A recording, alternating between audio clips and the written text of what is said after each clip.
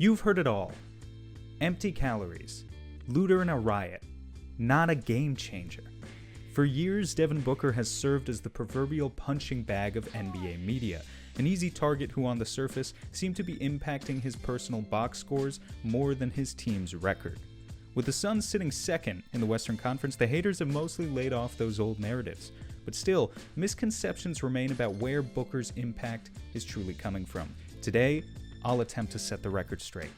Let's talk about it. If you've followed Devin Booker at all in his career, then you know he can fill it up as a scorer. What you might not know is just how efficient he has become, specifically as he's tweaked his game playing next to legitimate point guards. Over the past 2 seasons, Devin Booker has seen his touches slashed dramatically, a reduction of 25% since DeAndre Ayton's rookie season when the Suns only won 19 games. Despite that, Booker still averages the same points per game now as he did then. So how does he do it? He does it by being the NBA's most efficient superstar on a per-touch basis. For the second year in a row, Booker leads the league in points per touch, and you can see him in this year's leaderboard ahead of guys like Bradley Beal, Zion Williamson, Kawhi Leonard, and Kevin Durant.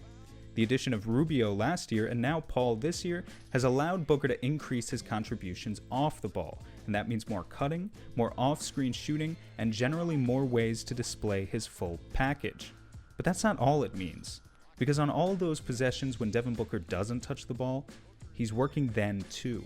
In fact, a massive reason why the Suns are so good is because of the way that Booker moves, because of how he leverages 2 things to make his teammates better: his screening and his cutting. Let's talk about screening. NBA superstars increasingly live in an age of abundance, abundant offense and abundant opportunity. Over the past several years, we've seen many franchises seek to build around a single superstar, putting the ball in the hands of that one player and hoping that everything else can fall into place around them. What separates Booker from many of these players is that for him, sacrifice was a core part of his basketball upbringing. At Kentucky, Booker barely ever ran a pick and roll. His ability to move off ball as a shooter and cutter was the only thing that earned him any playing time, let alone a lottery selection in the NBA draft. So when we flash forward 6 years and see Booker once again moving in this same way, he looks like a natural. One example is on the Suns' opening play of every single game. Every time that DeAndre Ayton wins the opening tip, the Suns spring into action in hopes of putting up 2 early points on the board. You can see here how Ayton sprints down the court as Booker sets a back screen on his man, allowing for a momentum-building alley-oop. While the Suns could simply rely on their very good half-court offense, instead they look to use these plays as a way of setting the tone from their first possession.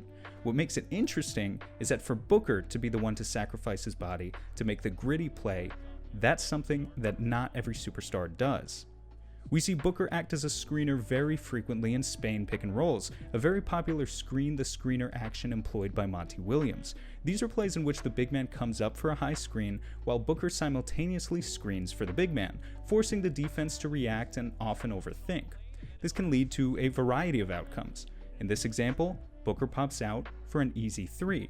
But in other instances, it creates offense for your point guard, such as getting Chris Paul in this play to his favorite look at the elbow. And of course, if the defense overcommits to the ball handler, then the big man will benefit on the roll, such as is the case here with DeAndre Ayton. The Suns run this play with all sorts of combinations of guards, wings, and bigs. Oftentimes Cam Johnson or Jay Crowder will play the same role in the middle of the floor as Booker. But again, it's Booker's sacrifice that stands out, choosing to leave the playmaking in these plays to his point guard while he tries to generate the best look. While so far these have been examples of set plays, Booker's screening IQ as a freelancer stands out as well. Here's a clutch play from the other week against Utah. With the initial play having broken down, Ayton sets a back screen for Booker that could very easily give him a look at the top of the key. But instead we see Booker motion for Cam Johnson to relocate to the corner, as Booker flows into a screen of his own. Both Conley and Mitchell are far too late to recognize this, and Cam makes it a 2-possession game late in the 4th quarter.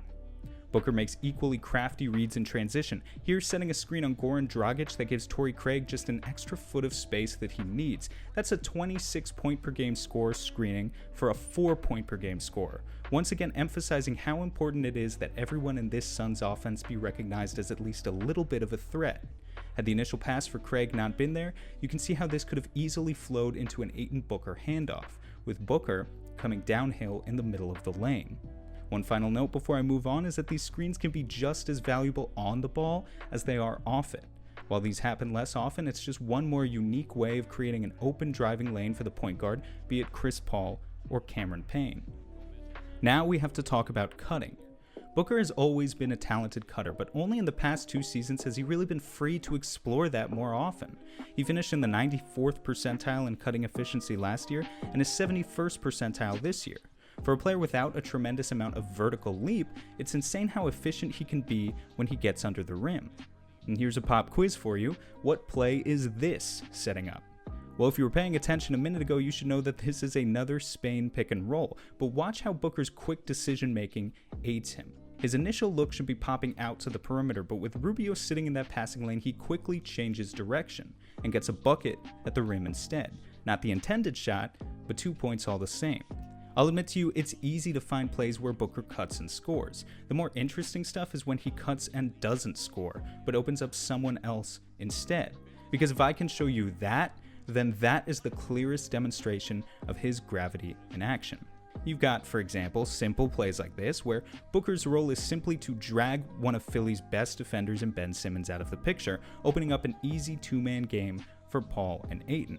Or here's another example where Booker turns on the Jets and momentarily takes both defenders with him, opening up space for Dario Saric to attack the rim one-on-one. These are the movements that will never show up in any box score, but you can't argue that they weren't impactful.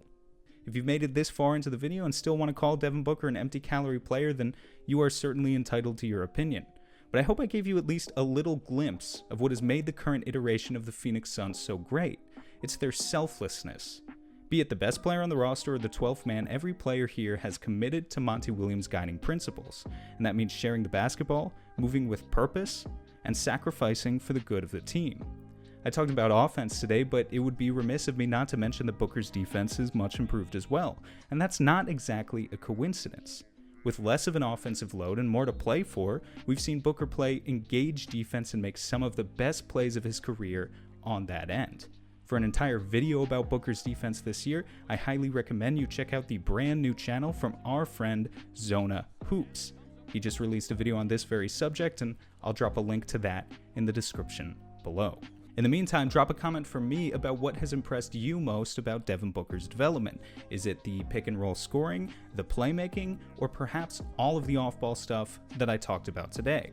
If you enjoy this content, I sincerely hope you'll like it, subscribe, and share it with your friends as well. And if you'd like even more Suns content on a week-to-week basis, be sure to check out our weekly Suns podcast. You can find that on any podcast streaming app, and I will drop a link to that in the description below.